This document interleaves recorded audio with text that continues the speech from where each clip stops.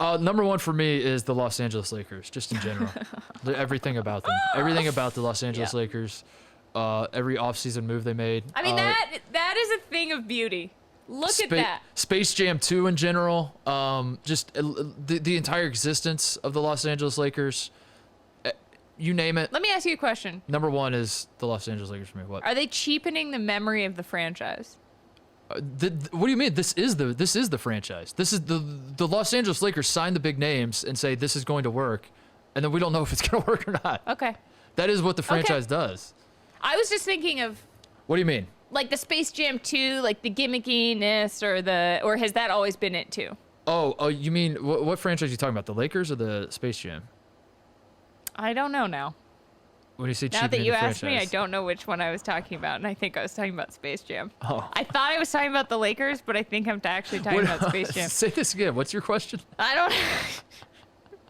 My question is, how is this gonna go? How is this going to go? It's going to be a disaster. Russell Westbrook can't shoot, and Russell Westbrook is not as good as he used to be. I love Russell Westbrook in the sense that he very fun to cheer for. Yes. Very likable guy from my perspective, but he is not the answer for the Los Angeles Lakers. So you're asking yourself, is Carmelo Anthony the answer? And the answer to that is no, Charlotte, because Carmelo Anthony is coming from the Portland Trail Blazers, who have found themselves in a position where they are trying to make Damian Lillard happy. Why are they trying to make Damian Lillard happy when Damian Lillard has made it clear that he hates joining super teams, wants to play for the same team that drafted him, all that kind of stuff? Suddenly Damian Lillard might leave. Why might he leave, Charlotte? Because he has no help, because no one, he just played in however many playoffs in a row now where he's the only guy. He's carrying the entire team.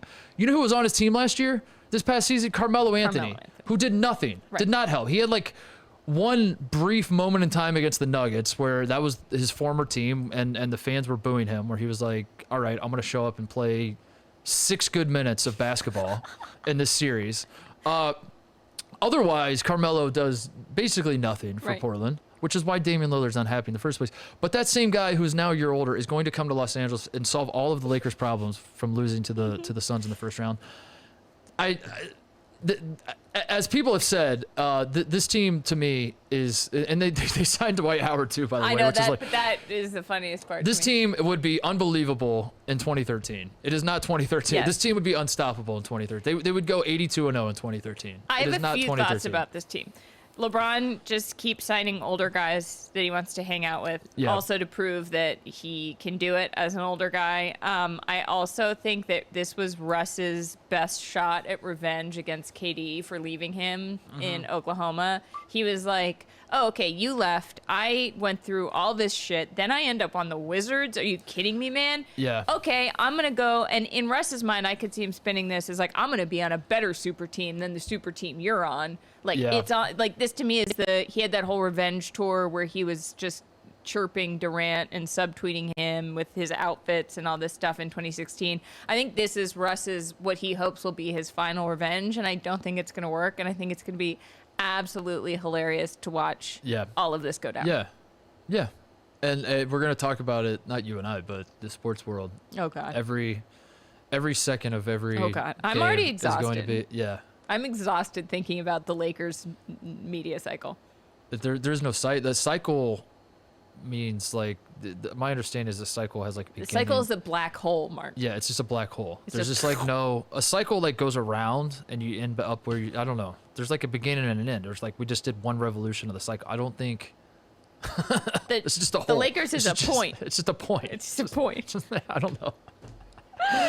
But yeah, the Lakers in general. This is I don't know. I guess I understand why it's noteworthy because they certainly are names. Carmelo Anthony, Russell Westbrook, Dwight Howard. Malik Monk is really good. Wayne Ellington. Shout out to Wayne Ellington, by the way. This picture we're showing in the studio here, that he gets some run in the picture. Yeah.